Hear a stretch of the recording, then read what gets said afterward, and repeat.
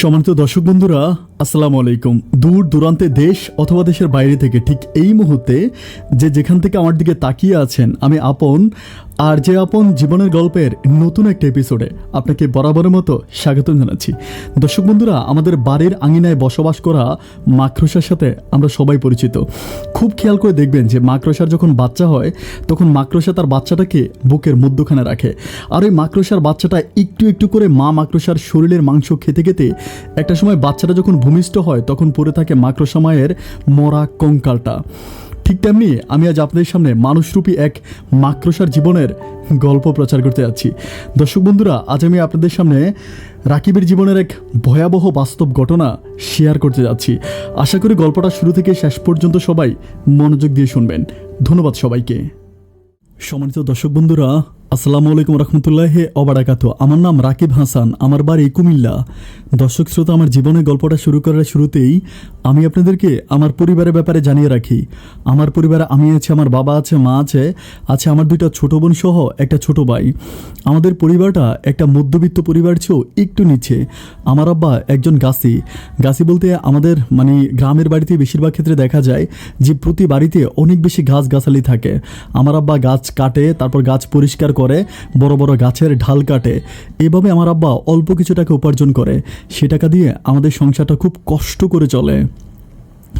ছোটোবেলা থেকে আমি পড়াশোনার প্রতি যথেষ্ট মেধাবী ছিলাম। আমার মনে আছে আমি যখন ক্লাস 3-তে পড়ি তখন আমাদের একজন শিক্ষক ছিল যার নাম ছিল হেলাল স্যার। সবসময় আমার জন্য, উনি যখন বাড়ি থেকে আসতো আমার জন্য উনি পকেটে করে চকলেট নিয়ে আসতো।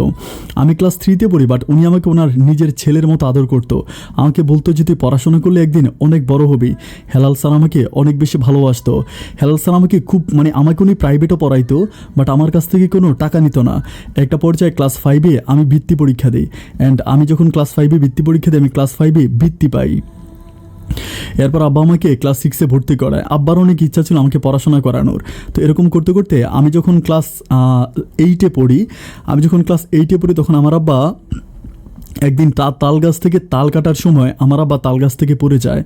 বাবা যখন তাল গাছ থেকে পড়ে যায় তখন বাবার কোমরের একটা হাড্ডি ভেঙে যায়। আমরা বাবাকে প্রায় 6 মাসের মতো হসপিটালে ভর্তি করে রাখি, কিন্তু আমার আব্বার তেমন কোনো উন্নতি হয় না। আমার আব্বা আর গাছে উঠতে পারে না, আমার আব্বা আর গাছের কাজ করতে পারে না। আমাদের সংসারটা সম্পূর্ণ ডিপেন্ড ছিল আমার আব্বার উপরে। আমার আব্বা গাছের কাজ করে যে পরিমাণ টাকা পাইতো সে টাকা দিয়ে আমার ছোটো ভাই বোনগুলো খাওয়া দাওয়া করতো আর আমি পড়াশোনা করতাম। কিন্তু হঠাৎ করে যখন আব্বাই গাছ থেকে পড়ে আব্বার এই অবস্থা হয়ে যায়, তারপর থেকে আমাদের সংসারটা সম্পূর্ণ অচলের মতো হয়ে যায়। এমনও দিন যায় যে আমরা আসলে সারাটা দিনে না খেয়ে থাকি। এভাবে আসলে কতদিন থাকা যায়? আমিও তো মোটামুটি একটু বড় হয়েছি। একটা পর্যায়ে আমার আব্বা আমাকে বলতেছে যে তুই পড়াশোনা বন্ধ করে দে। আমি তখন বলি যে আব্বা, আমার কাছে মনে হয় কি যে আমি পড়াশোনা করলে অনেক ভালো করতে পারবো। বাট আমার আব্বা বলতেছে যে না, তুই আর পড়াশোনা করিস না, তুই পড়াশোনা বন্ধ করে দে। কারণ তুই যদি পড়াশোনা করিস তাহলে তোর ছোটো ভাই বোনগুলো না খেয়ে মরে যাবে। আমার পক্ষে তো আর সম্ভব না কাজ করে উপার্জন করে তাদেরকে খাওয়ানো। সুতরাং এখন থেকে তুই এই সংসারটাকে চালাতে হবে। এরপর আমি আব্বাকে বলি যে আব্বা, আমি কি করতে পারি, কি করলে আমি আমার সংসারটাকে চালাইতে পারবো? আব্বা বলে আপাতত পড়াশোনা বন্ধ করে কয়েকটা দিন অপেক্ষা কর, আমি একটা বুদ্ধি বের করবো। তো আমি যখন স্কুলে যাই না, 5-6 দিন পরে আমাদের স্কুল থেকে আমাদের প্রধান শিক্ষক আমাদের বাড়িতে আসার পর আমার আব্বাকে বলে যে দেখেন, আপনার ছেলেটাকে পড়াশোনা করান, পড়াশোনা করলে সে অনেক ভালো করতে পারবে, তার মেধাশক্তি অনেক ভালো। এবং আমাদের এলাকার যিনি চেয়ারম্যান ছিল ইনিও আমাদের বাড়িতে আসার পর আমার আব্বাকে তখন 20,000 টাকা দেয়। 20,000 টাকা দিয়ে বলে যে ছেলের পড়াশোনাটা বন্ধ করেন না, ছেলেটাকে পড়াশোনা করান।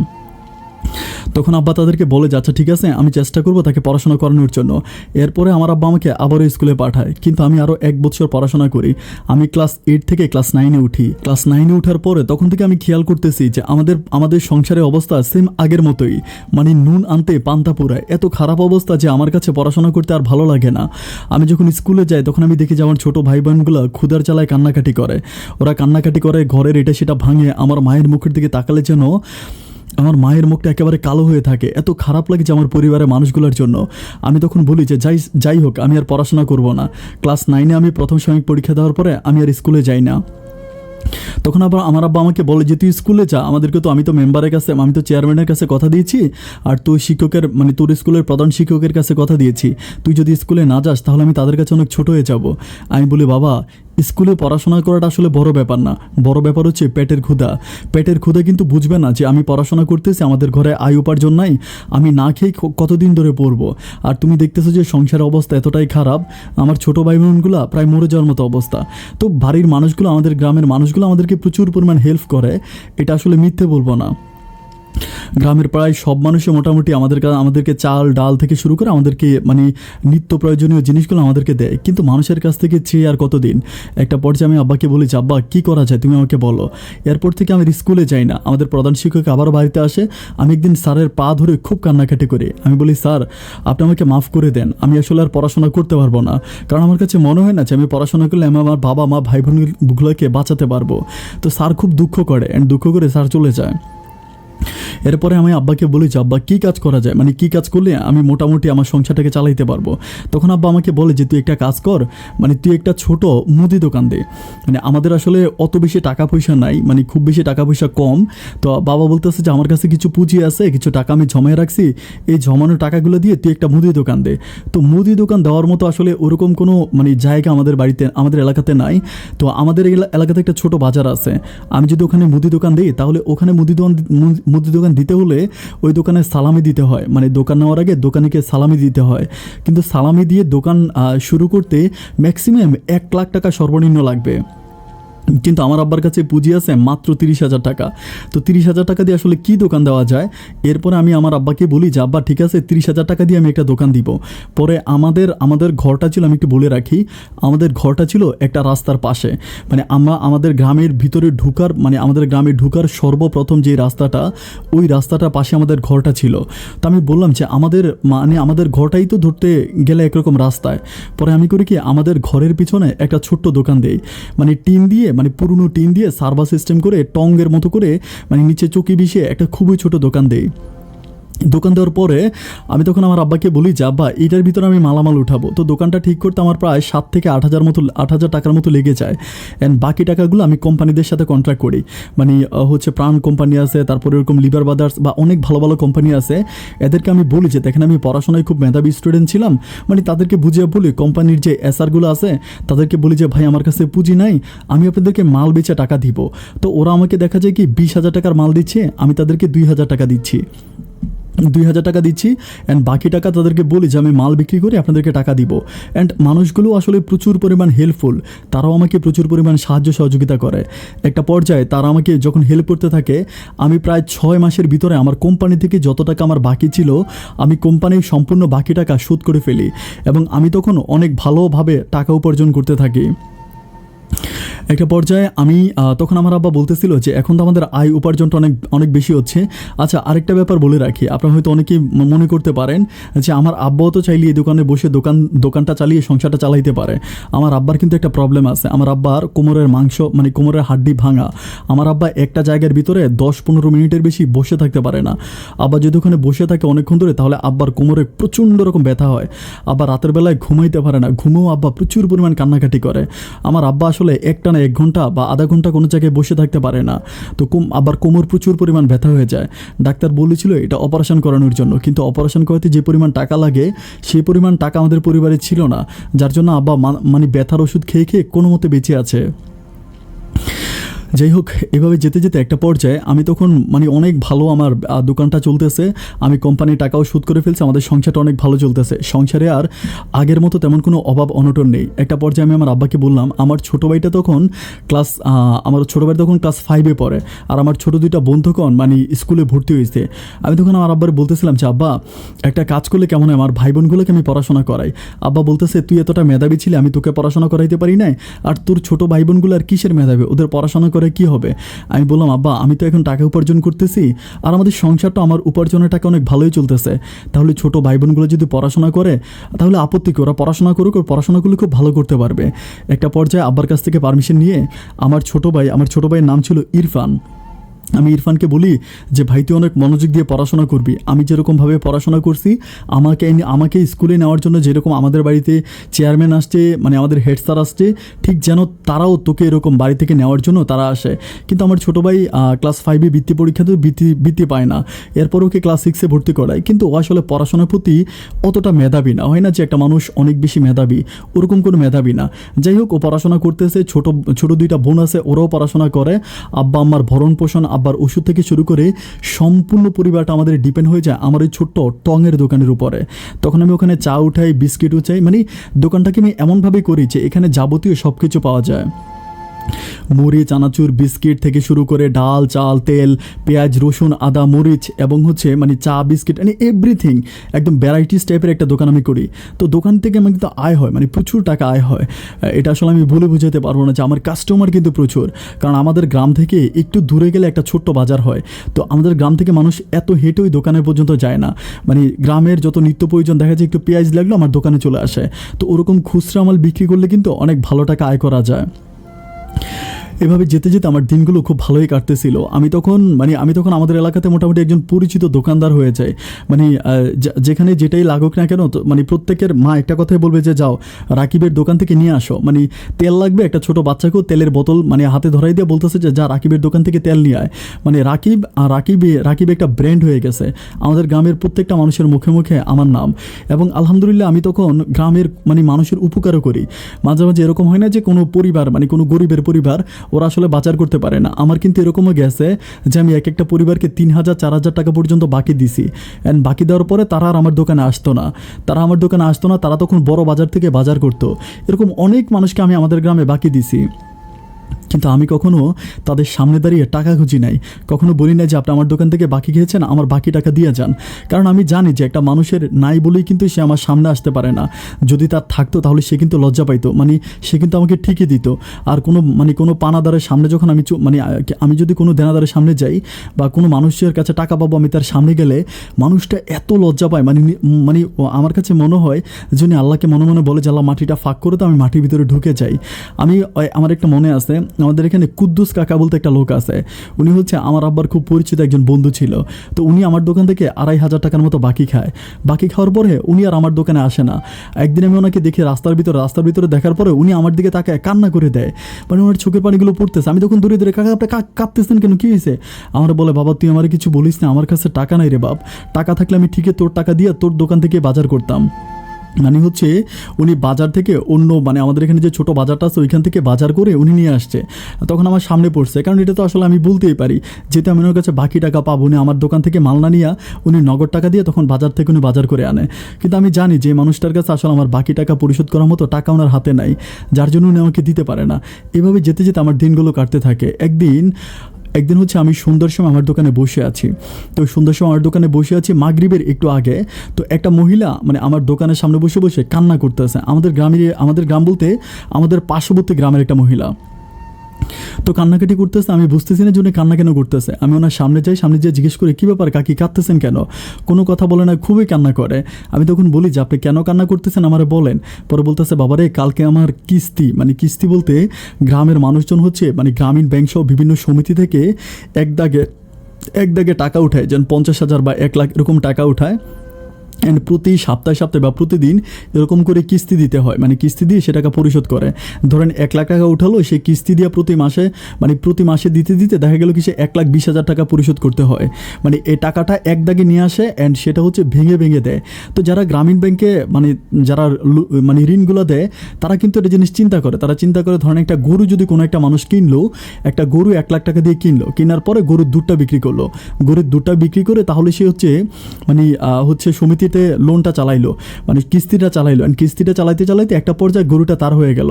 তারা এই চিন্তা ভাবনা করে গ্রামের মানুষদেরকে হচ্ছে ঋণ দেয়। কিন্তু গ্রামের সহজ সরল মানুষগুলো তাদের কাছ থেকে ঋণ নিয়ে তাদের ঋণের টাকা দিয়ে তারা বাজার করে কাপড় চোপড় কিনে, আসবাবপত্র কিনে, এবং ওনাদের কাছ থেকে যে টাকা নেয় সেটাকে 1 সপ্তাহের মধ্যে ওরা খরচ করে ফেলে। অ্যান্ড পুরো বছর এই ঋণের বোঝা তাদেরকে বইতে হয়। মানুষের কাছে কান্নাকাটি করে, হাঁস মুরগি বিক্রি করে, গালাগালি শোনে এবং অনেক কষ্টের পর শেষ পর্যন্ত ঋণ পরিশোধ করে। এটা আমাদের গ্রামের একটা চমৎকার, আমি বলতে পারি যে এটা আমাদের গ্রামের জন্য একটা বোঝা স্বরূপ ওই গ্রামীণ ব্যাংক, যারা আমাদেরকে ঋণ দিত আর কি, মানে ওরা যে ভালোর জন্যই দিত, বাট গ্রামের মানুষগুলো সেটাকে খারাপ কাজে ব্যবহার করতো। এরপর এভাবে যেতে যেতে উনি আমার দোকানে খুবই কান্নাকাটি করতেছে। আমি বলি কাকি আপনি না কাইতে আমারে বলেন। বলে যে বাবারে কালকে আমার কিস্তি আছে, আমি কিস্তির টাকা কোত্থেকে দিব, কালকে যদি কিস্তির টাকা দিতে না পারি তাহলে হচ্ছে আমার ঘর বাড়ি সব ভেঙে নিয়ে যাবে কিস্তির লোকেরা, সমিতির লোকেরা। আমি তখন ওনারা বললাম যে আপনার কত টাকা কিস্তি? আমাকে বলে যে আমার 1200 টাকা কিস্তি। আমি বললাম যে আপনি টাকা উঠে কী করছেন? ওই যে একটু আগে বলেছিলাম উনি টাকা উঠে উনি বাজার সাজার করে খাইছে, ওনার মেয়ে অসুস্থ ছিল, ওনার মেয়ের চিকিৎসা করছে, এইভাবে উনি 50,000 টাকা কিস্তি উঠে উনি খরচ করছে। আমার তখন এত খারাপ লাগে, আমি চিন্তা করি যে একটা সময় আমিও তো খুব অভাবে ছিলাম, এখন যে আমি অনেক বেশি বড়লোক হয়ে গেছি, অনেক টাকার মালিক হয়ে গেছি, ব্যাপারটা আসলে তা না। এখন আমাদের যেটা আছে এটা দিয়ে আমাদের সংসারটা মোটামুটি চলে। এরপর আমি ওনাকে কিছু টাকা দিয়ে বলি যে আপনি যান 1000 টাকার মতো আমি দিয়ে বলি আপনি যদি কোনোদিন পারেন আমার টাকাটা শোধ করে দিয়েন, আপনি আমার কাছ থেকে 1000 টাকা নিয়ে যান। মহিলাটা এত পরিমাণ খুশি হয় আমি আপনাদেরকে ভুলে বুঝাতে পারবো না, মনে হয় যেন মেঘ ভেঙে আকাশে চাঁদ উঠেছে, এত সুন্দর করে মহিলাটা হাসি দেয়। যাই হোক, এরপর উনি চলে যাওয়ার পরে আর উনি 1 সপ্তাহ মতো আমার দোকানে আর আসে না, আর আমি ওনাকে দেখি না। আর একটা সত্যিকার অর্থে আমি ওনাকে টাকাটা দিয়েছিলাম, কিন্তু মানে ওনার কাছ থেকে টাকাটা ফেরত পাওয়ার আশায় না, আমি কিন্তু টাকাটা একরকম ওনাকে একেবারে দিয়ে দিছি। আমি এটাই চিন্তা করে দিছি যে উনি দিবে না দিলে নাই, উনি যদি না দেয় তাহলে ওনার উপর আমি কোনো দাবি রাখবো না। এরপর যথারীতি মহিলাটা আর 1 সপ্তাহ আমার দোকানে আসে না, অ্যান্ড 1 সপ্তাহ পরে উনি একদিন আবার আমার দোকানে আসে। তো যখন আমার দোকানে আসে তখন আমি দেখতে পাই যে ওনার সাথে ওনার একটা মেয়ে, আমার কাছে মনে হচ্ছে একটা মেয়ে, ওনার মেয়ে কিনা জানি না, বাট একটা মেয়ে দেখে ওনার সাথে আসে। মেয়েটা এত সুন্দর ছিল, স্কুল ড্রেস পরে আছে, মানে একেবারে মানে আমার কাছে মনে হয় কি একেবারে মানে একেবারে ফ্রেশ সবজি যেরকম না, মানে আমার কাছে মানে ছোট্ট একটা মেয়ে, এত সুন্দর সজীব চেহারা। আমি তার মুখের দিকে তাকে অবাক হয়ে গেলাম। মাশাআল্লাহ, এত সুন্দর করে আল্লাহ তাকে নিপুণ হাতে বানিয়েছে, মানে চোখে না দেখলে বিশ্বাস করা যায় না। আমি তখন আমার ওই ও মহিলাটাকে বলতেছি যে কি গো, এতদিন পরে আমার কথা মনে হয়েছে? পরে বলে বাবা রে, আমি তো তোমার এই টাকাটা দিতে পারি নাই, কারণ আমি একটু বিপদে পড়ছিলাম আর তোমার দোকানে আসতে পারি না। আমি বলি তো এখন কি মনে করে আসছেন? এটাকে? পরে বলে যেটা আমার মেয়ে। আমি বলি মাশাআল্লাহ, আপনার মেয়ে কী করে? তো বলে পড়াশোনা করে। আমি বলি কিসে পড়ে? বলে যে আমার মেয়ে 7-এ পড়ে। আমি বললাম 7-এ পড়ে? তো 7-এ পড়ে কিন্তু মনে হয় না, দেখলে মনে হয় যেন ক্লাস 8-9-এ পড়ে, মানে একটু বড়সড় মনে হচ্ছে। যাই হোক, ওনার সাথে আমি অনেকক্ষণ ধরে কথা বলি, অ্যান্ড উনি আমার দোকানে বসার পর আমি বিস্কিট দিই, চা দিই, মেয়েকেও দিই, ওনাকেও দিই, তো খাওয়া দাওয়া করে। আমি তখন বলি যে কী ব্যাপার, আপনার মেয়ে স্কুল ড্রেস পরে আছে যে স্কুলে যাবে না? তো বলতেছে বাবার এই স্কুলে যাবে কেমন করে? তার হচ্ছে আমি স্কুলের তখন কিন্তু ফাইনাল পরীক্ষা ছিল, যারা স্কুলে পড়াশোনা করতো গ্রামের মানুষ তারা খুব ভালো করে জানে, ফাইনাল পরীক্ষার সময় তখন হচ্ছে পুরো মাসের পুরো বছরের টাকাগুলো দিতে হয়, তখন প্রায় 1700 বা 1200 বা 1500 এরকম করে অ্যামাউন্ট আসে একটা ছাত্র বা ছাত্রীর জন্য। তুমি আমাকে বলতেছে যে আমার কাছে তো অত টাকা নাই, এখন হচ্ছে আমার মেয়েটাকে দিতে হবে, ও হচ্ছে স্কুলে পরীক্ষা, আমি আর টাকা দিতে পারতেছি না, এখন তোমার কাছে আসছি বাবা, আমি তোকে একটা কথা বলি। তখন আমি বলি কী ব্যাপার, তাহলে আমার কাছ থেকে আরও টাকা নেওয়ার জন্য আসছেন? ওই টাকা তো দেনই নাই, এখন আরও বেশি টাকা নেবেন? তখন মনে এটা মুসকে হেসে বলেন আরে বাবা, তোমার কাছ থেকে টাকা নিব না, আমি তোমার টাকাটা দিতে আসছি। তাই আমি বলি আপনি আমার টাকা আমাকে দিতে আসছেন, সাথে আপনার মেয়েকে নিয়ে আসছেন, আপনার মেয়ে তো পরীক্ষা দিতে পারতেছে না টাকার জন্য, আমার টাকা দিয়ে দিলে আপনার মেয়ে পরীক্ষা দিবে কেমন করে? তখন আমাকে বলে ওরে বাবা, এখন আমি কি করব বলো, আমার মেয়ে তো পরীক্ষা দিতে গেলে তো আর আমি তোমার টাকাটা দিতে পারবো না, আমি চিন্তা করতেছি তোমার টাকাটা তোমাকে দিব, আমার কাছে 1000 টাকা আছে। উনি বলে যে আমি 1000 টাকা থেকে 500 টাকা তোমারে দিব, আর 500 টাকা নিয়ে আমি স্কুলে যাব, স্কুলে যাওয়ার পর আমি ওই স্কুলের শিক্ষককে বুঝিয়ে বলবো যেন হচ্ছে আমার মেয়েটার পরীক্ষা নেই, বাকি টাকা আমি পরে দিব। আমি তখন ওনার দিকে তাকে হাইসা বলতেছি যে আপনার মেয়ের পরীক্ষার কত টাকা দিতে হবে? উনি বলে 1300 টাকা। আমি বলি আপনার কাছে কত আছে? বলে 1000 টাকা। আমি তখন আমার ডয়ার থেকে ওনাকে আরও 300 টাকা বের করে ওনার হাতে দিয়ে দিই। আমি বলি জান আপনি 300 টাকা সহ নিয়ে যান, আপনার মেয়েকে আপনি যাতে পড়াশোনায় যাতে কোনো সমস্যা না হয়, আপনার মেয়ে যাতে ঠিকমতো পরীক্ষা দিতে পারে, এই জন্য আমি আপনাকে আরও 300 টাকা দিলাম। মহিলাটা তখন আমার মুখের দিকে তাকে একরকম কান্না করে দেয়, আমার মনে হয় যেন ওনার চোখের পানিগুলো টলমল করতেছিল। উনি আমার বলেছে বাবা, আমি মানুষ দেখেছি কিন্তু এমন মহৎ মানুষ দেখি নাই, তুমি আমাকে 1000 টাকা অলরেডি বাকিতে দিয়েই রাখছো, এই টাকা তো তুমি নিলা না, তার উপর তুমি আমার আরও 300 টাকা দিয়ে দিলা। আমি ওনারে বললাম যে আমি আপনাকে টাকা দিচ্ছি তাতে কী হয়েছে, আমার যদি একটা বোন থাকতো, আমি আমার ভাই বোনদেরকে পড়াশোনা করাই না, আমার ভাই বোনরাও কিন্তু পড়াশোনা করে, আর আপনার মেয়ে যেহেতু পড়তেছে আমার কোনো আপত্তি নেই, ও পড়াশোনা করুক, আমি আপনাকে আমি আপনার মেয়েকে হেল্প করতে চাই। এটা বলার পর উনি খুব খুশি হয় এবং আমার দোকান থেকে চলে যায়। অ্যান্ড চলে যাওয়ার পরে 2-3 দিন পরে একদিন মেয়েটা আমার দোকানে আসে। মেয়েটা আমার দোকানে এসে বলে ভাইয়া সালাম দে আমাকে খুব সুন্দর করে। আমি বলি ওয়ালাইকুম আসসালাম। তো আমার দোকানে বসে, তখন দুপুরের দিকে ছিল, কোনো মানুষ ছিল না। আমি তখন মেয়েটাকে বলতেছিলাম কি গো তুমি স্কুলে না গিয়ে আমার দোকানে কেন আসছো? তো বলতেছে যে ভাইয়া আপনার সাথে কথা বলতে আসছি। আমি বলি আমার সাথে কি কথা বলবো বলো? তো বলে যে আপনি আমার আম্মাকে তো হেল্প করেন, আমার আম্মা সবসময় আপনার প্রশংসা করে, মানে বাসায় গেলে সবসময় আপনার প্রশংসা করে। আমি বলি আচ্ছা আচ্ছা ভালো, তো আর কি? তো বলে যে এমনি আসছি, আমার ইচ্ছা করতেছিল আপনার সাথে একটু দেখা করে যাই। আমি বলি তো আজকে স্কুল করো নাই? বলে স্কুল করছি, টিফিনের সময় আমাদের ছুটি দিয়ে দিছে, মানে টিফিন বলতে লেজারের সময় ছুটি দিয়ে দিছে এরকম করে বলে। আমি বলি আচ্ছা ঠিক আছে, তো এখন কি কিছু খাবা? বলে যে না না বাড়িতে গিয়ে খাবো। আমি বলি না না বসো, আমি থেকে বন আর হচ্ছে মানে একটা চা বানিয়ে দিই। তুমি এটা চায়ের সাথে বনটাকে মানে ভিজে ভিজে খাচ্ছে, এত ভালো লাগতেছিল, এত সুন্দর করে খাচ্ছে। আমি তার মুখের দিকে তাকিয়ে আছি, এত ভালো লাগে মেয়েটাকে, চোখে না দেখলে বিশ্বাস করা যায় না, মনে হয় যেন ছোটোখাটো একটা পরীর বাচ্চা। এটা একেবারে গোবরে পদ্ম ফুল ফোটার মতো অবস্থা, মানে একেবারে গোবরে পদ্ম ফুল ফুটলে যেরকম হয় না, আমার কাছে মনে হয় যেন এই মেয়েটা যদি কোনো মানে ধনীর পরিবারে জন্মগ্রহণ করতো, যদি কোনো বিলাসিতা পরিবারে জন্মগ্রহণ করতো, তাহলে এই মেয়েটাকে মানে মানুষ মানে চিনিয়ে নিয়ে যাইতো, সে একটা সময় অনেক বড় কিছু হইতে পারতো। যেমন লম্বা তেমনই ফর্সা তেমনই সুন্দর। আমার সাথে কথা বলতে বলতে বলে আচ্ছা ভাইয়া ঠিক আছে আজকে জায়গা, আর আপনার এই টাকাটা মানে চা মানে বিস্কিট আর বনের টাকাটা, আমি হাসি হাসি বলতে আসি যে বিস্কিট আর বনের টাকা দিতে হবে না, তুমি যাও। তখন মেয়েটা চলে যায়। এরপর থেকে আমি করি কি যে এভাবে হচ্ছে আমি কন্টিনিউ করতে থাকি, কাজ করতে থাকি। তো এভাবে মেয়েটা মাঝে মাঝে আমার দোকানে আসে, মাঝে মাঝে আমার দোকানে এসে আমার সাথে কথাবার্তা বলে যায়। মেয়েটার সাথে কথাবার্তা বলে আমারও খুব ভালো লাগে। যেতে যেতে প্রায় 3 বৎসরের মতো কেটে যায়। একটা 3 বৎসরে মেয়েটা তখন ক্লাস 9-এ উঠে যায়। তখন মেয়েটা ক্লাস 10-এ উঠে যায়। ক্লাস 10-এ উঠে যায়। অ্যান্ড ক্লাস 10-এ ওঠার পরে মেয়েটা হচ্ছে ওর মানে ফর্ম ফিল আপ করতে হবে, ফর্ম ফিল আপের জন্য টাকা লাগবে। তো ফর্ম ফিল আপ করার জন্য টাকা লাগবে। এখন সেম প্রবলেম, আচ্ছা এরই মাঝে কিন্তু মেয়ের মায়ের সাথে আমার খুব ভালো একটা সম্পর্ক হয়ে যায়, মানে আমার সাথে ওনার ক্লোজ একটা সম্পর্ক হয়। মানে উনি সবসময় আমার দোকানে আসে, আমার কাছ থেকে টাকা বাকি নেয়, আবার আমাকে টাকা ফিরিয়ে দেয়। তো ফর্ম ফিল আপের সময় টাকা লাগবে, সেমভাবে মেয়েটা আমার দোকানে আসছে। তখন কিন্তু মেয়েটা আমাকে মানে একেবারে তুমি করে সম্বোধন করে, আমিও তাকে তুমি করেই বলি। আমি তাকে বলি যে ঠিক আছে তুমি করে সম্বোধন করাটাই ভালো, আপনাকেও বলার দরকার নাই, যেহেতু আমি তোমাদের পরিবারের একজন মানে তোমাদের পরিবারের একজন মানুষের মতো। তখন মেয়েটা আমাকে তুমি করে বলে, যদিও সে প্রথম দিকে সংকোচ ফিল করেছিল, আমি তাকে মানে আমাকে তুমি করে বলার জন্য উদ্বুদ্ধ করেছিলাম। এরপর কথা বলতে বলতে মেয়েটা আমাকে বলে যে মানে ফর্ম ফিল আপ করতে হবে, ফর্ম ফিল আপ করার জন্য টাকা লাগবে। আমি বললাম যে কত টাকা? তো বলতেছে যে 2500 টাকা লাগবে। এখন আমাকে বলতেছে যে 2500 টাকা তো নাই, এখন কি করব? আম্মা আপনার কাছে পাঠাইছে। আমি বলি মানে আম্মা তোমার কাছে পাঠাইছে? আমি বলি ঠিক আছে, তো আমার কাছে পাঠাইছে, আমি তো ব্যাংক, কোনো সমস্যা নেই। আমি তখন থেকে 2500 টাকা দিই। দেওয়ার পরে মেয়েটা ফর্ম ফিল আপ করে আসে। অ্যান্ড ফর্ম ফিল আপ করে আসার পরে সে কী করে পরীক্ষা দেয়, মানে মানে পরীক্ষা দেয়, যেটা হচ্ছে মানে এসএসসি পরীক্ষার আগে যে টেস্ট পরীক্ষাটা হয়, ওই টেস্ট পরীক্ষাটা দেন। টেস্ট পরীক্ষায় সে খুবই ভালো রেজাল্ট করে। আমি প্রচুর পরিমাণ খুশি হই। আমার ছোটো ভাই বোনগুলো পড়াশোনা করে, মেয়েটাও পড়াশোনা করে।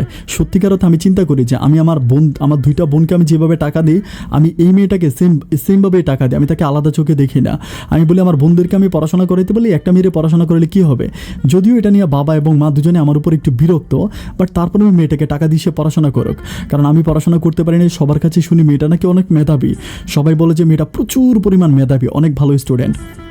যাই হোক, এভাবে যেতে যেতে একটা পর্যায়ে আমাদের এলাকার যে রোডটা ছিল, এই রোডটা ছিল কাঁচা রোড, মানে পাকা ছিল না। পরে হচ্ছে রোডটাকে পাকা করার জন্য কন্ট্রাক্ট নেয়, মানে আমাদের এলাকার চেয়ারম্যান যখন রোডটাকে পাকা করবে, রোড পাকা করার জন্য এখন আমার দোকানটা সম্পূর্ণ রোডের উপরে পড়ছে। এখন আমার দোকানটা ভেঙে দিছে।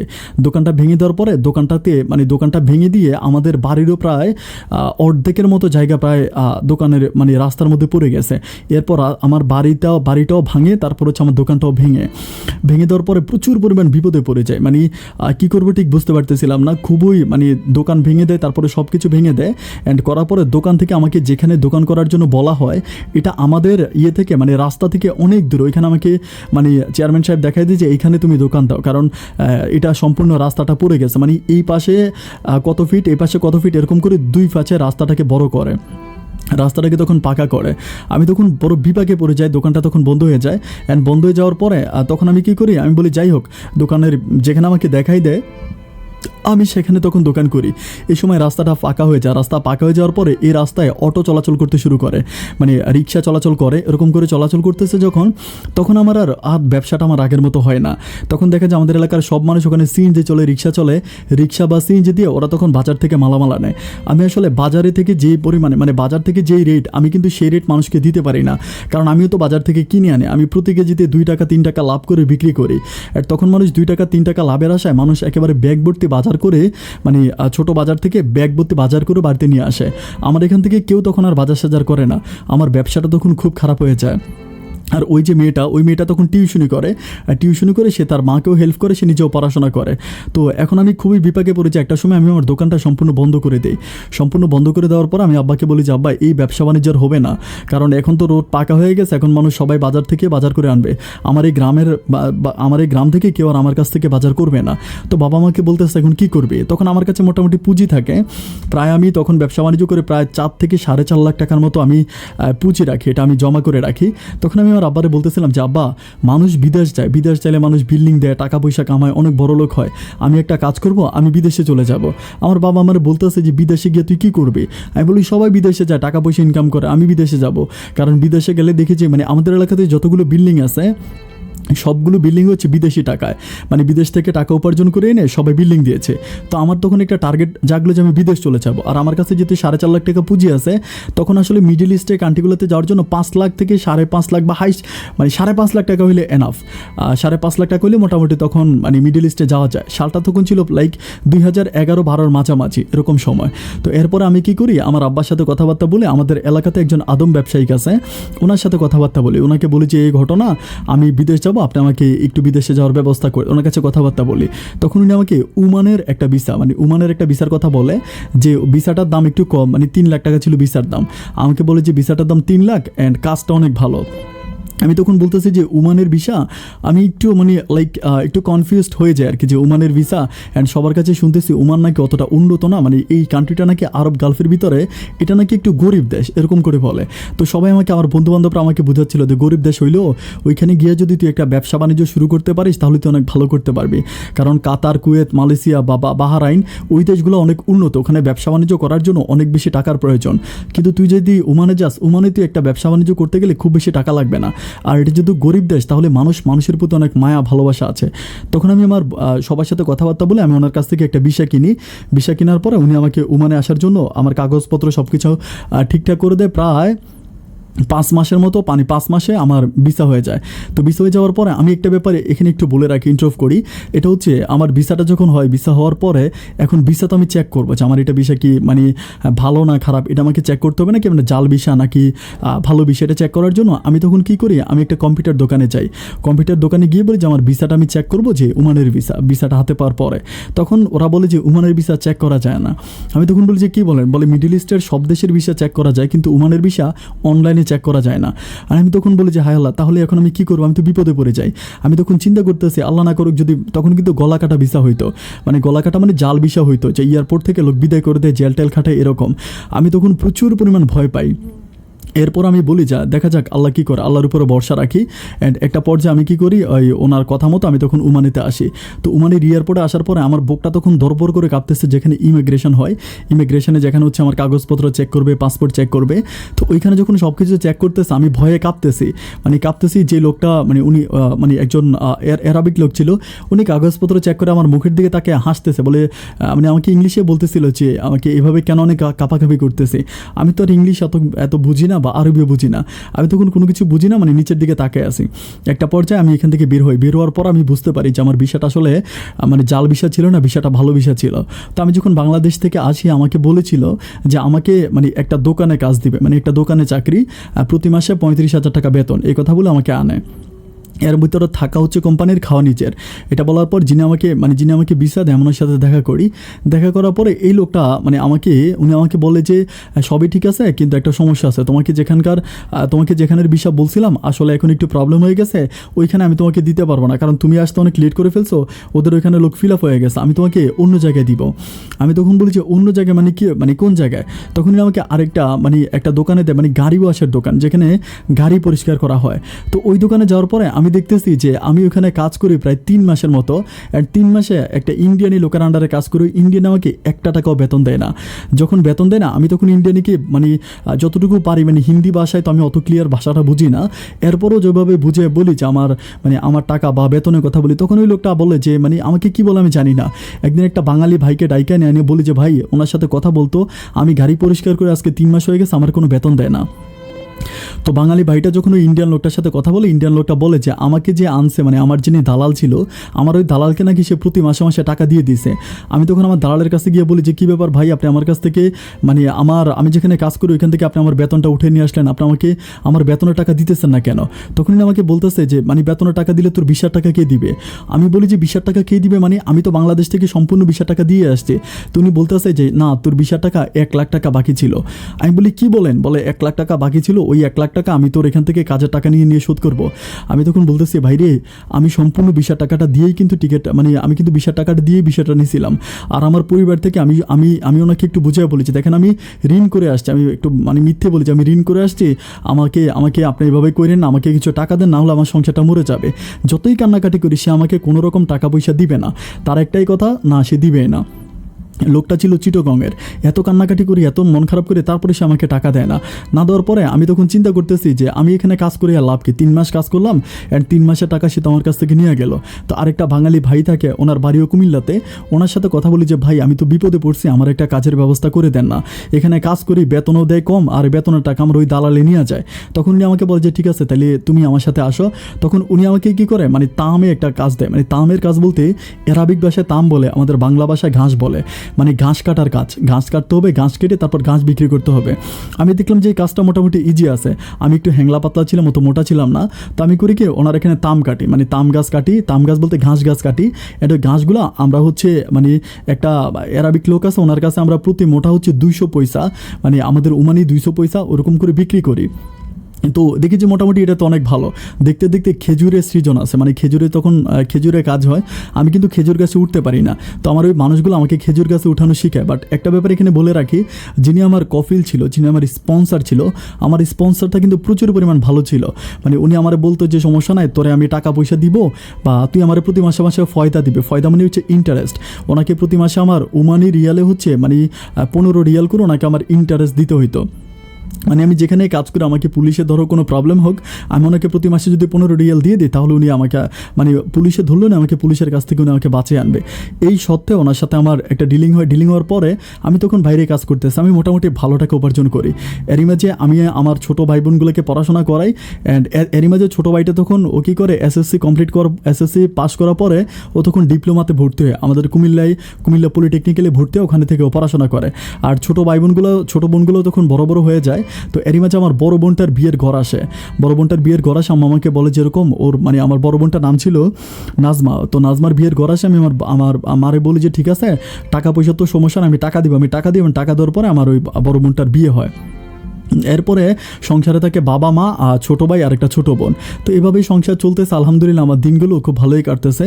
আমার আর তেমন কোনো অভাব অনটন নেই। আমার সব কিছু মিলে আমি তখন প্রচুর পরিমাণ ভালো হেফি, কোনো দিকে কষ্ট নাই। প্রতি মাসে মালিকের ফয়দা দিতেছি, তারপরে দোকানদারি আমি হচ্ছে কাজ করতেছি, সব দিক দিয়ে আমি খুব ভালো। তো এভাবে যেতে যেতে প্রায় আরও 2 বছরের মতো কেটে যায়।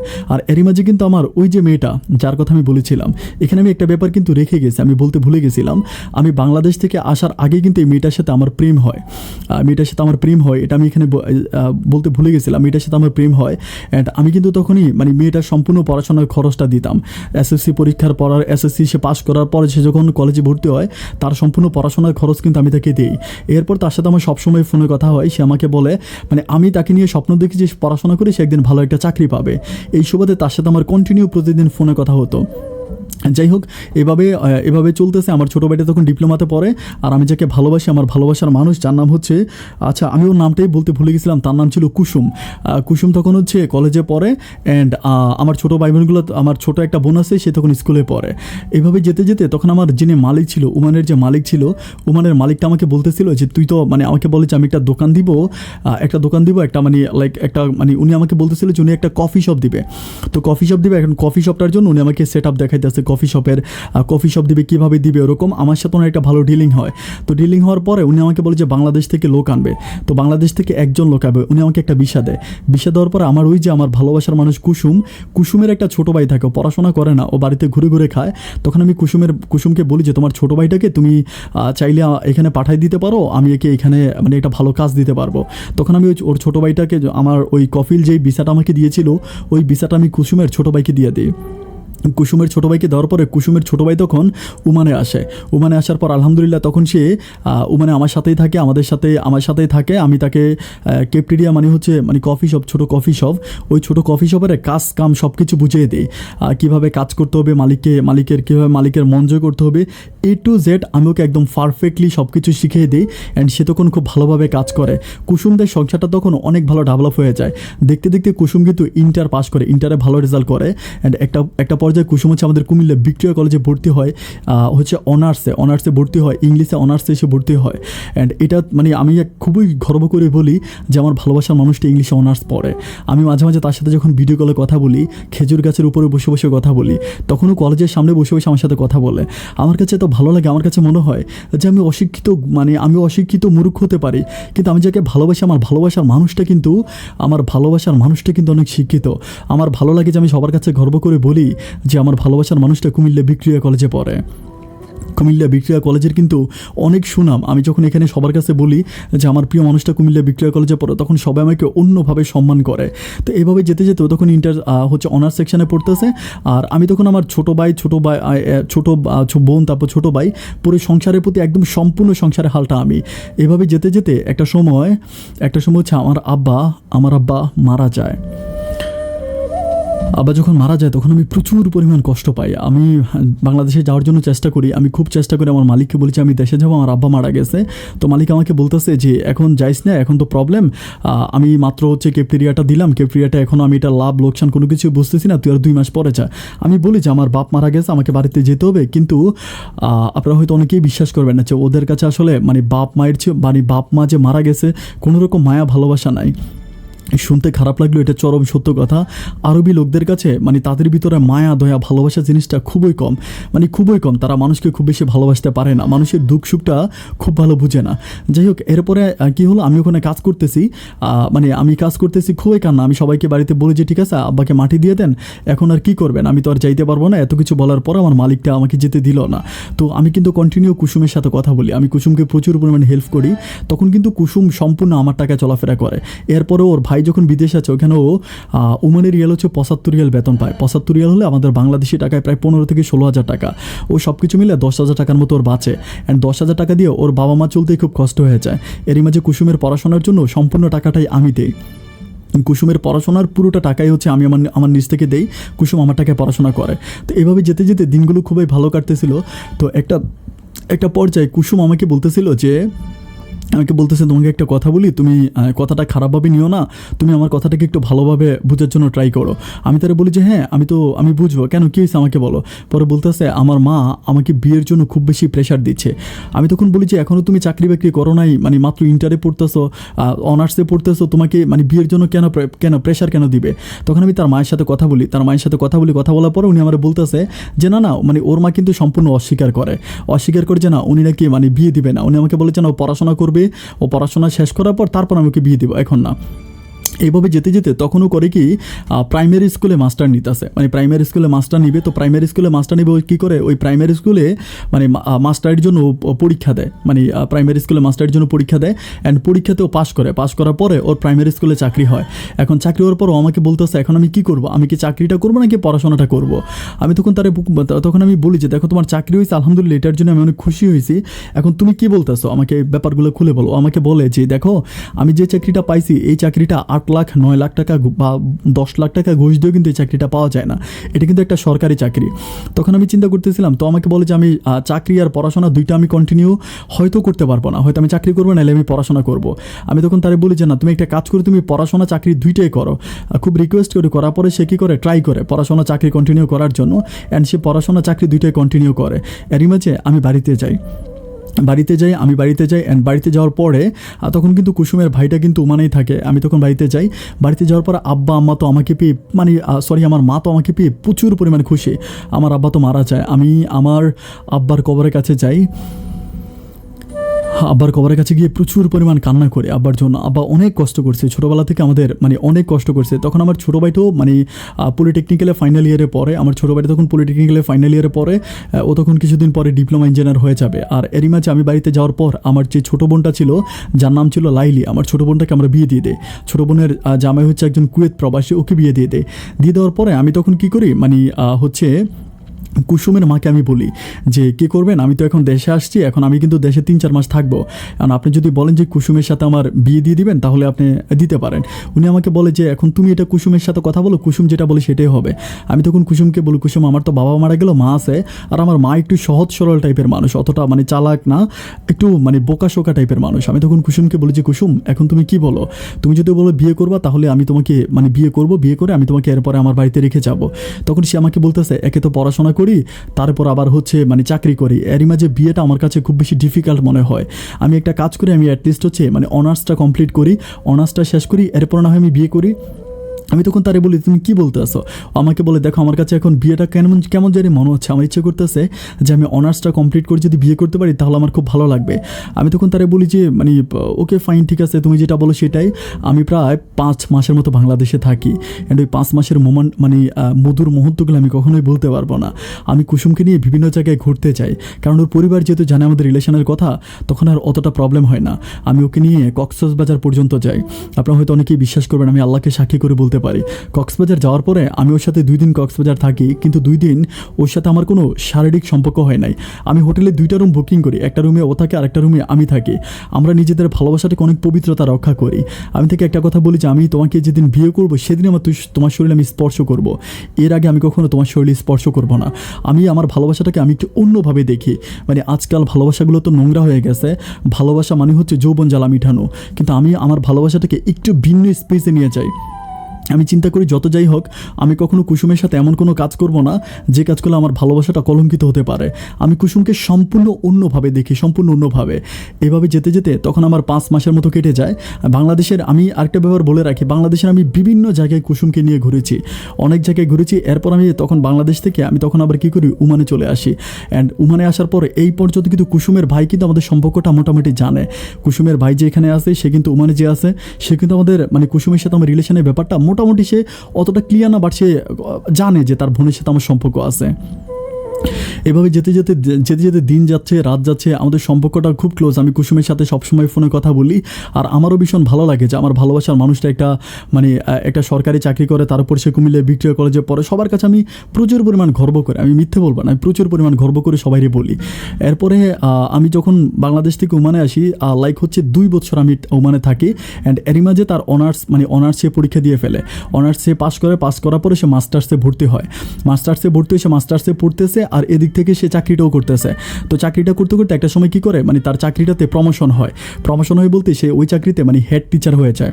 মানে হেড টিচার হয়, ওখানে তার আন্ডারে কিছু শিক্ষক থাকে যারা প্রাইমারি স্কুল সম্বন্ধে জানেন, সেখানে বলি যে ওদের ওখানে হেড স্যার হয় আর কি, মানে ও একজন হেড টিচার হয়ে যায়। তো তখন ওর প্রচুর পরিমাণ সম্মান, মানে বেতনও বেশি, তারপরে মানে সম্মানও বেশি, এলাকাতে প্রচুর পরিমাণ সম্মান। মানে আমার এলাকার মানুষগুলো বিশ্বাসও করতে পারে না যে আমি কুসুমের মতো একটা মেয়েকে ভালোবাসি। কুসুমরা তখন বাড়িতে বিল্ডিং দিয়ে মানে একদম মাহামরি অবস্থা করে ফেলে। আমি কিন্তু আসলে অত কিছু করতে পারি না। আমার বাড়িতে একটা টিনের ঘর দিয়ে অনেক সুন্দর করে কাটকাবাড়ি করে একটা টিনের ঘর দেই, বাট ওভাবে হচ্ছে আমি আমার বাড়িটাকে পরিপূর্ণভাবে সাজাইতে পারি না। যেতে যেতে তখন একদিন কুসুম, আমি মানুষের কাছ থেকে মানে আমাদের এলাকার মানুষের কাছ থেকে শুনতে পারি যে কুসুমের মা নাকি মানে কুসুমকে অন্য কোথাও বিয়ে দেওয়ার জন্য ট্রাই করতেছে।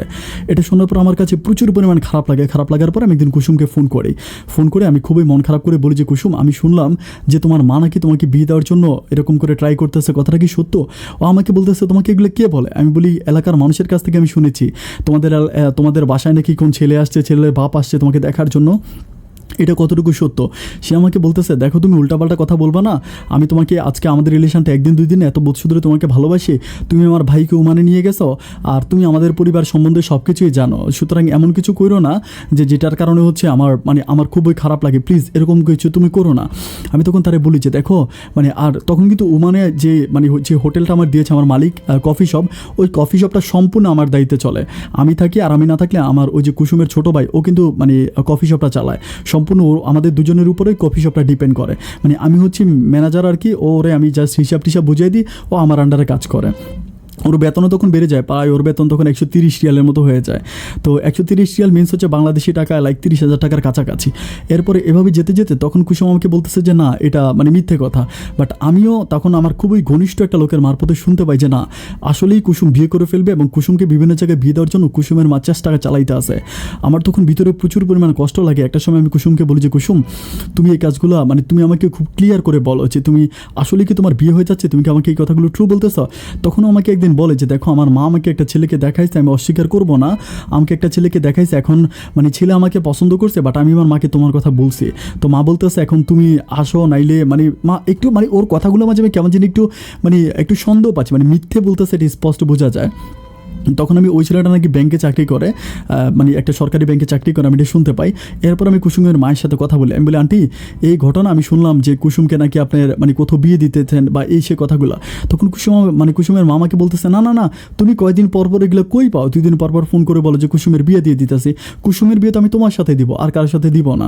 আমি তখন খুবই মন খারাপ করি, আমি বুঝতে পারতেছি না মানুষের কথার সাথে কুসুমের মায়ের কথা কোনো কিছুই মিলতেছে না। এভাবে যেতে যেতে আরও বেশ কিছুদিন কেটে যায়। আরও বেশ কিছুদিন কেটে যাওয়ার পরে আমাদের এলাকাতে একটা ছেলে আছে, যার নাম হচ্ছে জহির। জহিরের সাথে আমার সম্পর্কটা খুব ভালো, মাঝে মাঝে জহিরের সাথে আমি কথা বলি। তো জহির একদিন আমাকে বলতেছে ভাই একটা কথা বলি, আপনি কিছু মনে করেন না, আমাকে বলতেছে। আমি বলি হ্যাঁ বলো। পরে বলে যে ভাই পাশের গ্রামের একটা মেয়ে যে মাস্টারি করে, প্রাইমারি স্কুলের হেডমাস্টার, ওই মেয়েটার সাথে আপনার সম্পর্ক আছে না? আমি বলি হ্যাঁ আমি তোরে ভালোবাসি, নাম কুসুম।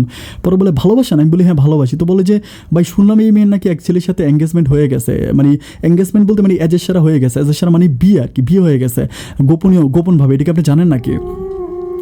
আমি তখন তারে বলতেছি তুই কী বলতেছ, সত্যি? আমার বলে ভাই একেবারে সত্যি, আমি মিথ্যে বলতেছি না। আমি তখন একদম পাগলের মতো হয়ে যায়। আমি তখন বলি যে আমার মালিককে আমি বলি যে দেখ আমি বাড়িতে যাব, তুই আমার কাগজপত্রগুলো ঠিক করে দে, আমি বাড়িতে যাব। এটা নিয়ে তখন আমি কাগজপত্র নিয়ে দৌড়দৌড়ি করতে থাকি, আমি এদিক সেদিক ঘোরাঘুরি করতে থাকি। তো তখন আমার ওই যে কুসুমের ভাইটা কিন্তু আমার সাথে থাকে, সে কিন্তু অসুস্থ হয়ে যায়। হঠাৎ করে সে অসুস্থ হয়, তখন আমি বলি যে তোমার বোনের নাকি বিয়ে, তুমি এগুলো জানো? ও আমাকে বলে যে না না ভাই, ও কিন্তু ওর পরিবার থেকে একটু অন্যরকম, পরিবারের সাথেও খুব একটা মিশে না, ও একটু আলাদা আলাদা থাকে। একটা পর্যায়ে আমি তখন পাগলের মতো হয়ে যাই। আমি একদিন করি কি যে এরকম কুসুমকে নিয়ে টেনশন করি, তখন কিন্তু কুসুম আমার সাথে খুব বেশি কথা বলে না।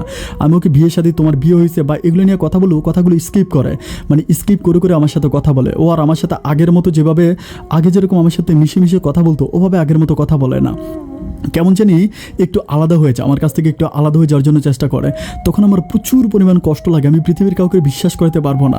একদিন এটা নিয়ে চিন্তা করতে করতে আমি কি করি, আমার ওই দোকানটা খোলা রাখা, দোকানে তালা না মেরা, আমি তখন চিন্তা করতে করতে আমি বাসায় চলে যাই। অ্যান্ড বাসায় গিয়ে আমি ঘুমিয়ে যাই। আমাদের দোকানে কোনো সিসি ক্যামেরা ছিল না। পাশে গিয়ে যখন ঘুমিয়ে যাই, অ্যান্ড পরে আমি যখন দোকানে আসি সকালবেলা, আমি এসে দেখতেছি যে দোকানে লাইট জ্বলতেছে, ফ্যান জ্বলতেছে। তখন আমি দোকানের ভিতরে গিয়ে দেখতে পাই যে আমার দোকানের ড্রয়ারের ভিতরে একটা টাকাও নাই। তখন আমি চিন্তা করি কী ব্যাপার, আমি কি গতকালকে রাতে দোকান বন্ধ করি নাই? আমার তখন মনে হয়েছে হ্যাঁ আমি গতকালকে রাতে দোকান বন্ধ করি নাই। তখন আমার ক্যাশের মধ্যে অনেক টাকা ছিল, প্রায় 3,000 রিয়ালের মতো ছিল। তারপরে হচ্ছে 3,000 রিয়াল ক্যাশ টাকা ছিল, এটা আমার জমানো টাকা নিচে ছিল। ওই টাকাটা নিয়ে যায় 3,000 রিয়াল, বাংলাদেশি টাকায় প্রায় 6.5 লাখ টাকার কাছাকাছি। আমি তখন এই টাকাটা হারাই ফেলি। তখন আমার মালিককে আমি বলি যে এই ঘটনা, রাতের বেলায় দোকান চুরি হয়েছে। আমি বলি যে, তো বলে যে কীভাবে দোকান চুরি হয়েছে? আমি বলি যে এরকম দোকানের তালা তুলা ভাঙি। আমি তখন দোকানের তালাটা আগে কাইটা রাখি। তখন তার একটা বন্ধু আমার কফিলের একটা বন্ধু, তারা বলতেছিল যে মনে হয় না যে দোকান চুরি হয়েছে, কারণ আমি তোর দোকানের সামনে দিয়ে রাত 2টা বাজে গেছিলাম, যাওয়ার সময় আমি দেখলাম যে তোর দোকানটা খোলা। আমার মালিক তখন আমাকে জিজ্ঞেস করে যে তুই সত্য বল, তা না হলে কিন্তু খুব খারাপ হবে। আমাকে যখন কঠিনভাবে জিজ্ঞেস করে, তখন আমি বলি যে দেখ আমি একটু পারিবারিক টেনশনে ছিলাম, পারিবারিক টেনশনে থাকার কারণে আমি দোকানটা খোলা রেখে আমি বাসায় চলে গেছি। এটা বলার পরে সে আমার বলতেছে, তাহলে তুই আমার টাকা দে। আমি বললাম যে তোর টাকা আমি কেন দিব, কারণ দোকান চুরি হয়েছে, আমি তোকে টাকা দিব কীভাবে? তো এটা নিয়ে কিন্তু আমি তখন আর কুসুমের সাথে কথাবার্তা বলতে পারতেছি না, কুসুমের সাথে আমার আর কোনো যোগাযোগ নাই। নাই। এরকম করতে করতে আমার মালিকের সাথে তখন আমার মালিক মানে আমার যে কফিল আছে ওর সাথে আমার একটা দ্বন্দ্ব লেগে যায়। দ্বন্দ্ব লেগে যাওয়ার পর একদিন ও আমারে বলে যে তুই টাকা দেন, বলে টাকা কেন দিব। এটা বলার পর একদিন আমি ওর কলার চাইপা ধরে ফেলি, মানে একটু আমার খারাপ ভাষায় কথা বলে, মানে হাইওয়ান, আরবিতে হাইওয়ান বলে এবং গালি টালি দেওয়ার পর আমি তার কলার চাইপা ধরি।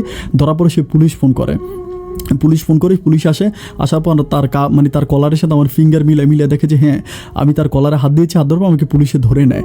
ধরে নেওয়ার পর আমাকে প্রায় ওখানে 18 দিনের মতো পুলিশ রাখার পরে আমাকে ওইখান থেকে বের করে। বের হওয়ার পরে আমি আমার মালিকের সাথে কথাবার্তা বলি, তার আমার পা ধরে মাপ চাই, যদি আমার মাফ করে তো আমার ভুলে গেছে। তো আমার মালিকের মানে যে একটা ভাই ছিল উনি খুব ভালো ছিল, ওনার নাম ছিল, উনি খুব ভালো একজন মানুষ ছিল। উনি মানে আমার মালিককে বোঝায় যে যাই হোক বাঙালি মানুষ ভুল করে ফেলছে, গরিব মানুষ মাফ করে দে। তো আমি বললাম যে দেখ আমার বউ নিয়ে আমার একটু সমস্যা চলতেছিল, যেন আমার মাথা ঠিক ছিল না, তুই প্লিজ আমরা মাফ করে দে, রাগ করিস না। তখন সে আমাকে বলে আচ্ছা ঠিক আছে মাফ করে দিলাম। তো তখন সে আমার ভিসা টিসা সব কিছু ঠিকঠাক করার পরে আমি বাংলাদেশে যাই। বাংলাদেশে যাওয়ার পর আমি যেটা জানতে পারি, আমি যেটা মানুষের মুখে শুনেছিলাম এটা সম্পূর্ণ সত্য ছিল। মানে সম্পূর্ণ কুসুমের ইচ্ছায় কুসুমের এক জায়গায় বিয়ে হয়ে যায়, কুসুমের বিয়ে হয়ে যায়। এটা শোনার পর আমি প্রচণ্ড রকম কষ্ট পাই, এত পরিমাণ কষ্ট পাই আমি ঠিক বলে বুঝাতে পারবো না। আমার কলিজাটা তখন ছিঁড়ে যাচ্ছিল, এত কষ্ট আমার লাগে। আমি তখন কুসুমকে বলি যে ও আমাকে বলে যে দেখো আমি তোমার ছুঁয়ে বলতেছি যে এই ছেলেটা আমার গায়েও হাত দিতে পারে না, আমাদের বিয়ে হয়েছে খুবই গোপনীয়তা রক্ষা করে, অ্যান্ড এই বিয়েটা আমার মা আমাকে দিছে। আমি বলি কেন, তোমার মাকে জানা না যে তোমার সাথে আমার সম্পর্ক আছে? তো বলে যে মা এখানে একটা ক্রিমিনালি করছে, ও আমাকে এটা বলে। আমি তখন তার মারে গিয়ে জিজ্ঞেস করি কী ব্যাপার, আপনি তো জানতেন যে কুসুমের সাথে আমার সম্পর্ক আছে, এরপরও আপনি কুসুমকে কেন বিয়ে দিয়ে দিচ্ছেন? তখন উনি বলে যে আমি কিন্তু তোমারে ফোন করছিলাম, তোমার মোবাইল বন্ধ। আমি বললাম যে তোমার কি হইলো না হইলো? আমি বলি আমার সাথে তো আপনার ছেলে আছে, আপনি তো আপনার ছেলেকে ফোন করতে পারতেন। তো তখন উনি বলতেছে যে আমার ছেলে নাকি বলছে তোমার জেল হয়ে গেছে, তুমি নাকি আরও 5-6 বছরও আর জেল থেকে বেরোতে পারবা না। তো আমি কি 5-6 বছর আমার মেয়েটাকে আটকায় রাখবো? আমি তখন তারা বলি যে আপনার এটা কে বলছে? বলে কেন, আমার ছেলেই তো আমাকে ফোন করে বলো তুমি নাকি তোমার মালিকরে মারছো এবং তোমার নাকি 6 বছরে জেল হয়ে গেছে। আমি তখন বলি এটা কি আপনার ছেলে বলছে? উনি বলে যে হ্যাঁ, আমার ছেলে যখন আমাকে এই কথা বলছে আমি কিন্তু তখনই আমার মেয়েকে বিয়ে দিয়ে দিছি।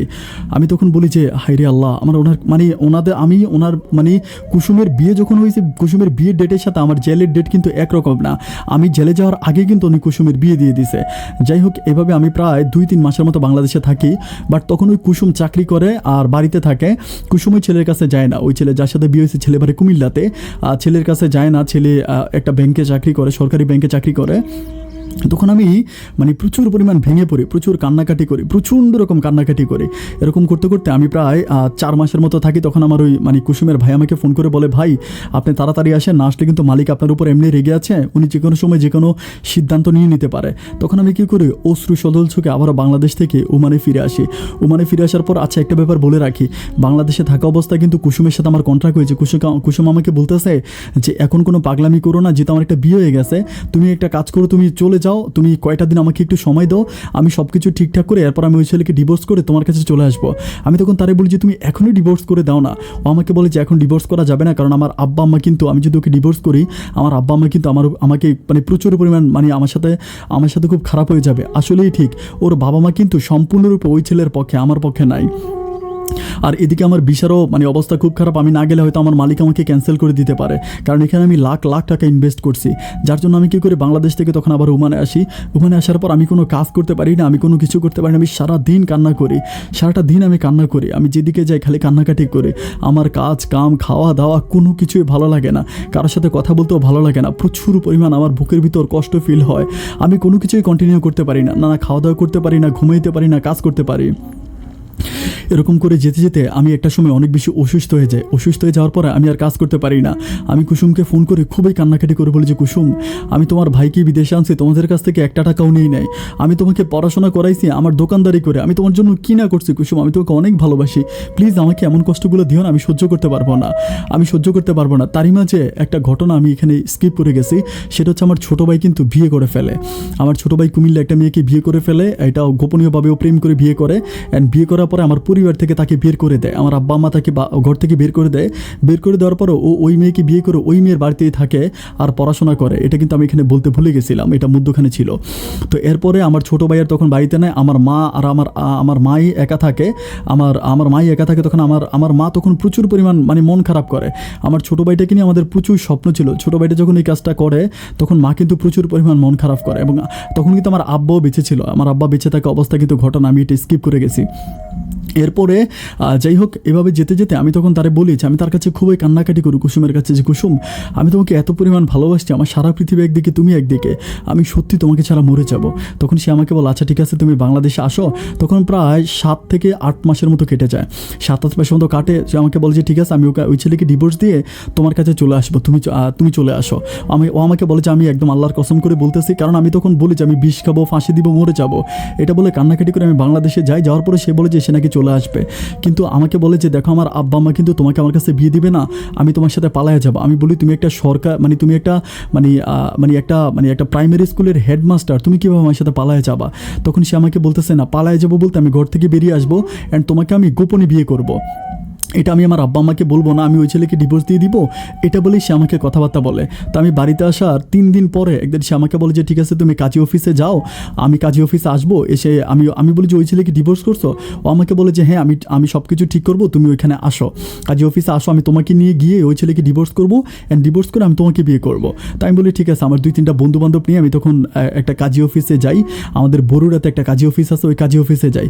কাজী অফিসে যাওয়ার পরে কাজী অফিসে যখন আমি যাওয়ার পরে ও আর আসে না, কী ব্যাপার ও আসে না, আমি ওরে ফোন করে ওর মোবাইলটা বন্ধ। আমার বন্ধুরা তখন আমার বলতে স্যার এই মেয়ে বাটপার। তখন কিন্তু আমার প্রচুর বয়সও হয়ে যায়, আমার কিন্তু মোটামুটি বয়সও হয়ে যায়, আমার কিন্তু অনেক বয়স হয়। আমি কিন্তু মধ্যে বিয়ে করতাম বাংলাদেশে, আমি কিন্তু তার জন্য আর বিয়ে করি নাই, কারণ সে আমাকে তখনও আশা দিয়ে রাখছিল যে সে ওই ছেলেকে ছেড়ে আমার কাছে চলে আসবে। এরপরে সে আর আসে না, তার মোবাইলটা বন্ধ, আমি কিছুই বুঝতে পারতেছিলাম না। এবার আমি তার বাড়িতে যাই, তার মাকে জিজ্ঞেস করি কী গো কুসুম কোথায়? তার মায়ের সাথে কিন্তু তখন আমার কথাবার্তা হয়, বাট ওভাবে অত ভালো আগে যেরকম সম্পর্কটা ছিল সম্পর্ক কিন্তু আর ওরকম নাই। আমি তখন তাকে বলি যে কুসুম কই? বড় বলে যে কুসুম হসপিটালে। আমি বলি কুসুম হসপিটালে কুসুমের কী হয়েছে? বলে কুসুম মাথা ঘুরে পড়ে গেছে। আমি তখন হসপিটালে যাই, মিডল্যান্ড হসপিটালে থাকে, Comilla Midland hospital. And Midland হসপিটালে আমি যাই। হসপিটালে যাওয়ার পরে আমি যেটা জানতে পারি সেটা হচ্ছে কুসুম নাকি মা হতে যাচ্ছে।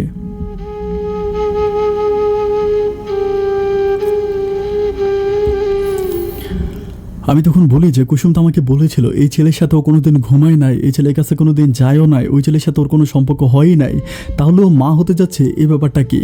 আমার তখন তার সাথে 2 দিন পরে তার সাথে আমার আবারও ফোনে কথা হওয়ার পর আমি বলি যে কুসুম এটা তুমি কি করলা, তুমি এটা কি করলা, তুমি আমার সাথে এই কাজটা কেন করলা? ও আমাকে বলে যে কি কেন করছি, আমি তখন বলতেছিলাম যে তুমি না বললে যে তুমি এই ছেলের কাছে যাও নাই, এই ছেলের সাথে তোমার কিছু হয় নাই, তারপর তোমার বাচ্চাটা কিভাবে হলো? ও আমাকে বলে যে তুমি কি একটা পাগল? আমি বলি যে কেন, পাগল হতে যাবো কেন? ও আমাকে বলে যে আমি যদি তোমাকে বলতাম যে আমি এই ছেলের সাথে ঘুমাই, এই ছেলে আমাদের বাড়িতে আসে, তার সাথে আমি রাতের বেলায় শারীরিক সম্পর্ক করি, স্বামী স্ত্রী সম্পর্ক করি, তাহলে কি তোমার মজা লাগতো, তোমার ভালো লাগতো? আমি বলি না, তাহলে তো আমি আরও বেশি কষ্ট পাইতাম। ও আমাকে বলে যে তোমাকে কষ্ট দিতে চাই নাই বলে আমি তোমার কাছে এই কথাগুলো লুকাইছিলাম। আসলে বিয়ে হবার পরে প্রতি সপ্তাহে এই ছেলে আমাদের বাড়িতে আসতো এবং আমার সাথে থাকতো। আমি তারা বললাম যে তাহলে তুমি না বলছিলা যে ছেলেটাকে ডিভোর্স করে তুমি আমার কাছে চলে আসবা, তাহলে তুমি কেন আসতেছো না? ও আমাকে বলে যে তুমি কি জানো না পেটে যদি সন্তান থাকে তাহলে কোনো ডিভোর্স বা তালাক হয় না? আমি তখন তারা বলতেছি যে কুসুম এটা তুমি কি বলতেছো, তুমি কি পাগল হয়ে গেছো? ও আমাকে বলে তুমি টেনশন করো না, বাচ্চাটা প্রসব হওয়ার পরে আমি তাকে ডিভোর্স করে দিব। তখনও আমাকে এটা বলে। আর তখন এটা বলে আমি তখন তারে বলি যে তখন আমি আর ওমানে যাই না, আমি তখন ওমানে যাই না, আমি আমার মালিককে বুঝাই, প্রচুর পরিমাণে বুঝাই যে দেখ আমি বাড়িতে খুব প্রবলেমে আছি, আমাকে একটু সময় দিয়ে আমি চলে আসবো। তখন আমার মালিক বুঝতে পারে, মালিক বোঝার পর আমাকে আর ওভাবে প্রেশার দেয় না। আর ওখানে তো কুসুমের ছোটো ভাই আছে, কুসুমের ছোটো ভাইকে ফোন করে সব কিছু আমি বুঝিয়ে দিছি। এইভাবে যেতে যেতে প্রায় আরও 4 মাসের মতো কেটে যায়। অ্যান্ড 4 মাস পরে কুসুম একটা বাচ্চা প্রসব করে কুসুমে একটা মেয়ে বাবু হওয়ার পরে আমি তখন কুসুমকে বলি যে কুসুম এবার তুমি একটা কাজ করো, এবার তুমি না হয় ছেলেটাকে ছেড়ে দাও, ছেড়ে দিয়ে আমাকে বিয়ে করে ফেলো। এটা বলার পরে সে আমাকে বলে যে দেখো আমি না হয় তোমাকে বিয়ে করে আমি তোমার সাথে চলে গেলাম, কিন্তু আমার মেয়েটার কি হবে? আমি তারে বলি যে তোমার মেয়ে আমাকে বলে যে আমার যে মেয়েটা আমার দুনিয়াতে আসছে সে তো আমার মেয়ে, আমি তোমাকে ভালোবাসি, আমার মেয়েটা তো আমি আমার মেয়েটার জীবনটাকে এভাবে নষ্ট করতে পারি না। আমি তাকে বলি যে কুসুম আমি তোমার মেয়েটাকে ভালো রাখবো, আমি তোমার মেয়েটাকে অনেক সুখে রাখবো, প্লিজ তুমি এরকম কিছু করো না, তুমি চলে আসো। আমি প্রচুর পরিমাণ কান্নাকাটি করি, তুমি চলে আসো, আমাকে কষ্ট দিও না। কিন্তু সে আমাকে একটা কথাই বলে যে আমি আমার মেয়ের জীবনটাকে এভাবে নষ্ট করে দিতে পারি না, আমি একটা মা, আমি একটা স্কুলের আমি হেডমাস্টার, আমি চাই না যে আমার মেয়ের জীবনটা এভাবে নষ্ট হয়ে যাক। আমি প্রচুর কান্নাকাটি করি কিন্তু আর কোনো কাজ হয় না।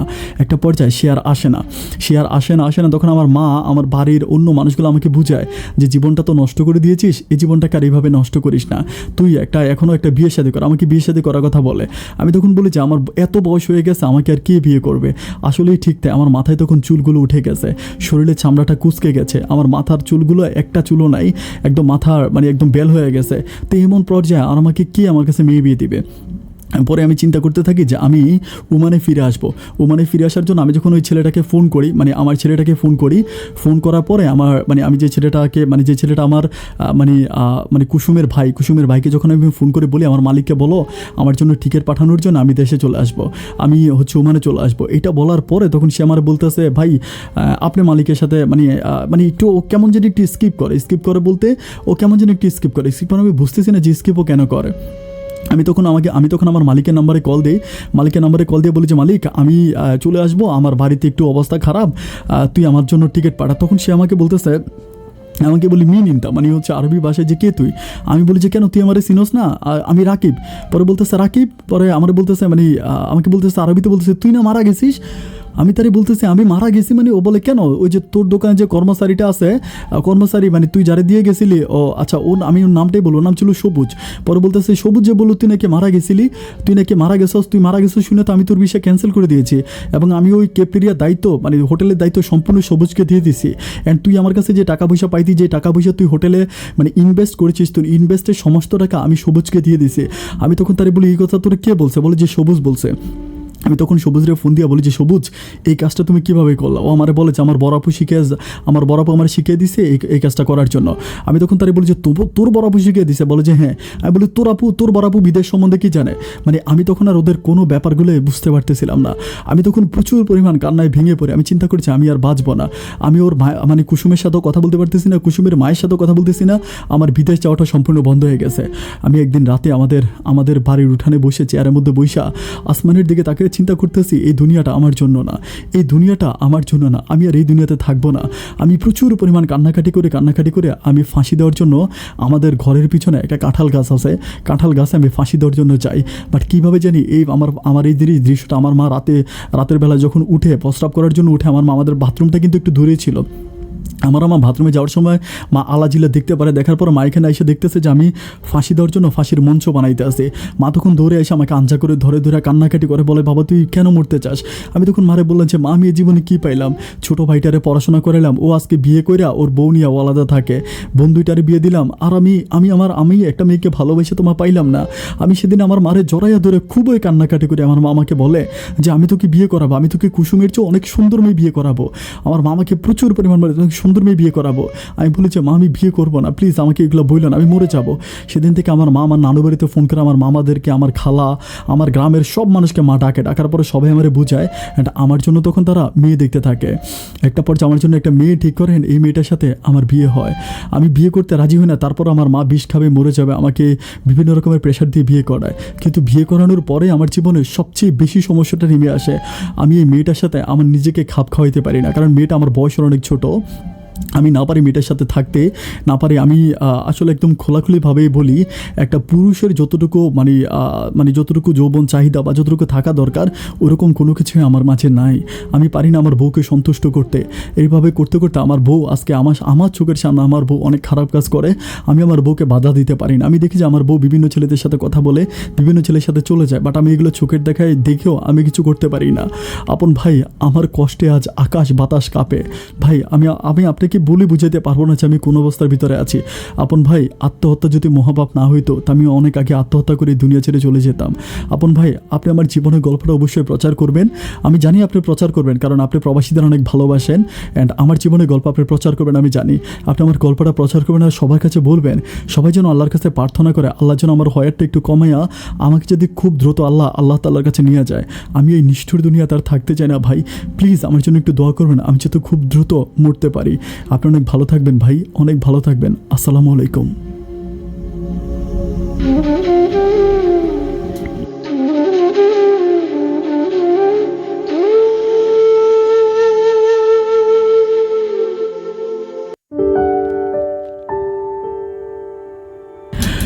সম্মানিত দর্শক বন্ধুরা, গল্পটা যখন আমি শুরু করি তখন কিন্তু আপনাদেরকে বলেছিলাম, একটা মাকড়সার গল্প বলেছিলাম, যে মাকড়সা তার ছোট বাচ্চাটাকে তার বুকের ভিতরে রেখা লালন পালন করে বড় করে। একটা সময় মাকড়সার বাচ্চাটাই মাকড়সার মাটাকে খেয়ে ফেলে, মায়ের শরীরটা খেয়ে ফেলে। বাচ্চাটা যখন ভূমিষ্ঠ হয়, বাচ্চাটা যখন বড় হয়, মাকড়সার বাচ্চাটা যখন বড় হয়, তখন মানে মাকড়সার মাটা তখন কঙ্কাল হয়ে মৃত পড়ে থাকে।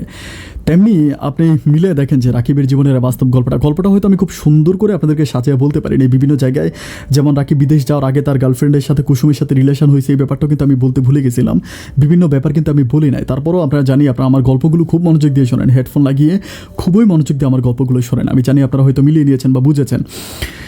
দর্শক বন্ধুরা, আমি একটা ব্যাপার আমি বলে রাখি, আমি মাঝে মাঝে বলি যে আমি কথাটা আসলে খুব দুঃখ করে বলি। একটা ফুল যখন ফুটে, ফুলটা যখন সৌরভ ছড়ায়, তখনই কিন্তু ফুলটার মূল সময়, ফুলটা যখন বড় হয় তখন কিন্তু সৌরভ ছড়ায় না, একটু একটু করে বড় হয়। একটা সময় যখন ফুলটা মেলে যায় তখন কিন্তু ফুলের সৌরভটা ছড়ায়। আর ওই ফুলের সৌরভের জন্যই কিন্তু মালি ফুলটাকে যিনি ফুল গাছের মালিক, তিনি ফুল গাছটা লাগায় শুধুমাত্র ওই ধরেন গোলাপের সৌরভটা নেওয়ার জন্য। কিন্তু ওই গোলাপের সৌরভটা যদি মালিক নিতে না পারে, তাহলে সেই গাছটা কেন লাগালো? তেমনি একটা প্রবাসীর জীবন আপনি চিন্তা করে দেখেন। একটা ছোটোবেলা থেকে একটা প্রবাসী একটু একটু একটু করে বড় হয়, যখন সে তার আমি খুবই ওই দিন একটা প্রবাসীর সাথে কথা বললাম, খুবই খারাপ লাগলো। বলে, ভাই বাজারে গেছিলাম মাছ কেনার জন্য, তো একটা বড় মাছ দেখছি ভাই, আমার মা মাছ খাইতে খুব পছন্দ করে, আমার মা বড় মাছ খাইতে খুব পছন্দ করে। ভাই রে, আমি আমার কফিলের জন্য আমার মাছটা কিনছি, আর খুব কান্না করছি যে আমার মায়ের জন্য আমি এরকম একটা মাছ কিনে ভাই খাওয়াইতে পারি নাই, আমার মারে আমি এরকম একটা মাছ কিনে খাওয়াইতে পারি না, আমার মারা গেছে। খুবই দুঃখ করে আমাকে মাঝে মাঝে কিছু প্রবাসীরা ফোন করে এই ধরনের কথাগুলো বলে। প্রবাসীর জীবনটা যে কতটা কষ্টের ভাই, আমি বেশিরভাগ অনুষ্ঠানে আমি একটা কথা বলেছি, একজন প্রবাসী, বেশিরভাগ প্রবাসীদেরকে আমি বলেছি, একটা প্রবাসী যত কষ্ট করে টাকা উপার্জন করে, কোনো বাবা মা যদি দেখতো, তবে সেই প্রবাসীর টাকা দিয়ে ওই বাপ মা এক গ্লাস পানি কিনে পান করতো না। এত কষ্টের প্রবাসীর টাকা। অ্যান্ড সেই প্রবাসীর সাথে যখন এরকম বাটপাড়ি ছলনা প্রতারণা হয়, তাহলে কি আর মেনে নেওয়া যায়? আপনারা হয়তো অনেকেই বলবেন যে তাহলে সবুজ যে ছিল ওর ভাই, ওর কুসুমের ভাই, সেও তো একজন প্রবাসী ছিল। প্রবাসীর মাঝেও ভালো খারাপ আছে, কিন্তু বেশিরভাগ প্রবাসীর জীবনে কিন্তু রাকিব ভাইয়ের মতো ঘটনাগুলো ঘটে থাকে। দর্শক বন্ধুরা, আমি আপনাদের কাছে রিকোয়েস্ট করবো, যারা প্রবাসীদেরকে ঠকানোর চিন্তাভাবনা করতেছেন, যারা প্রবাসীদেরকে ঠকানোর জন্য প্ল্যানিং করতেছেন, আমি আপনাকে একটা কথা বলে রাখি, আল্লাহর কসম করে বলি, কোনো প্রবাসীর মনে যদি কষ্ট দেন, তবে আল্লাহর গজব আপনার উপরে খুব দ্রুত পড়বে। যদি গজব থেকে বাঁচতে চান, তবে প্রবাসীদের জীবন নিয়ে খেলা করবেন না, ভুলে যান। কোনো প্রবাসীর মনে কষ্ট দিয়ে থাকলে ক্ষমা চেয়ে তার কাছ থেকে বিদায় নিয়ে যান। তার সাথে মিথ্যে প্রেমের ভালোবাসার অভিনয় করবেন না, তার জীবনটাকে নষ্ট করে দেবেন না। দর্শক বন্ধুরা, সবাই অনেক ভালো থাকবেন, সুস্থ থাকবেন, এই শুভকামনায় আজকের মতো আমি এখানেই বিদায় নিচ্ছি। অন্য কোনো দিন অন্য কারো বাস্তব জীবনের গল্প নিয়ে, জীবনের গল্প এই অনুষ্ঠানে আমি আবারও হাজির হয়ে যাবো। সে পর্যন্ত সবাই ভালো থাকবেন, সুস্থ থাকবেন, এই শুভকামনায় আজকের মতো এখানেই বিদায়। আর টাটা বাই, আল্লাহ হাফেজ।